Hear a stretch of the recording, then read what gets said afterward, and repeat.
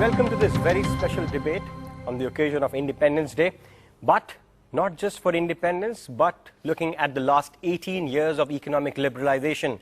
In 1991, earlier this month, we started off on a path which a lot of people say has delivered on India's dreams. A lot of people would say it has left a lot many behind.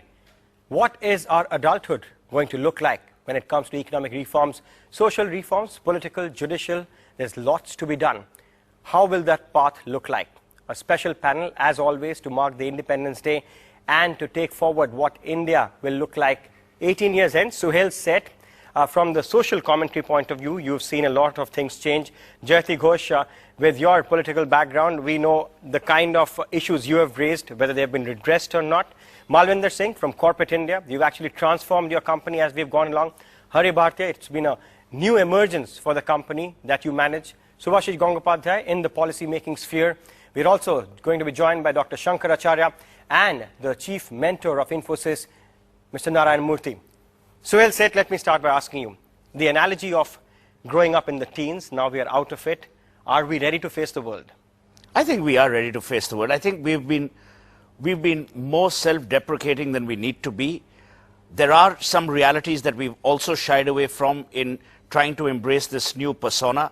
I still believe it is reprehensible after so many years that on this August 15, we still mourn the demise, or we mourn the lack of electricity, drinking water.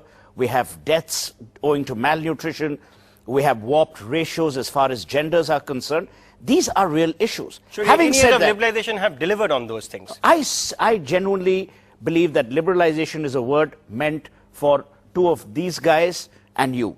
I don't understand the word liberalization. You didn't benefit from the last 18 years? No, let me finish. For me, I understand progress which is equitable and just. And progress, as C.K. Prahlad made a reference to and alluded to in his book about bottom up, and you know, the bottom of the pyramid must also benefit.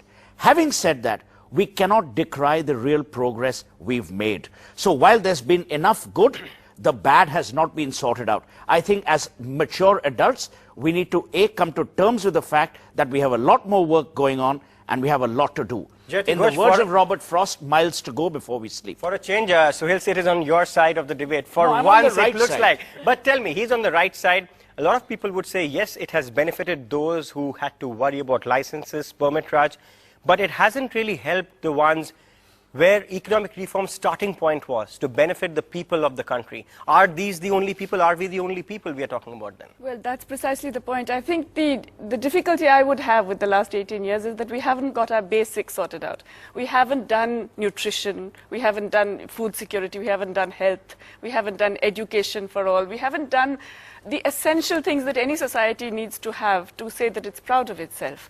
So I think until we do those, we really can't talk about genuine reform as far as I'm concerned. People would say that's a matter of sequencing. Depends on what comes first. You had to give up licenses, so they would benefit first. Now is the time to do those reforms. You see, we can talk about giving up licenses, not giving up licenses. To me, that's really a secondary issue. If we're looking at the broad development project, and we're looking at growth that delivers better living conditions for people, we haven't done that.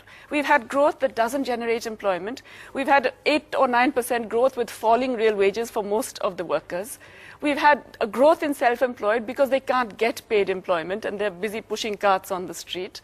So I don't call that delivering. You said these were secondary. These are secondary issues to you. But Malvinder Singh, the state of the economy that we were in 1991, could you have been placed later and we could have done reforms for the larger part of the population? Or do you think it was the time as such which made sure that you guys had to be prioritized? I don't think it's an issue of prioritizing one versus the other. I think but each of them happened. That's the way it happened. No, I think each of them are important in their own respect. It is also to see what your resources are, where you can unleash and create resources, and how you can use those resources over a period of time for the betterment of society as a whole. So if you look at the business side, clearly I think there has been a very dramatic shift. We've actually transformed the way we think, we work, we live, we sleep, and the way we compete. Tubar.com,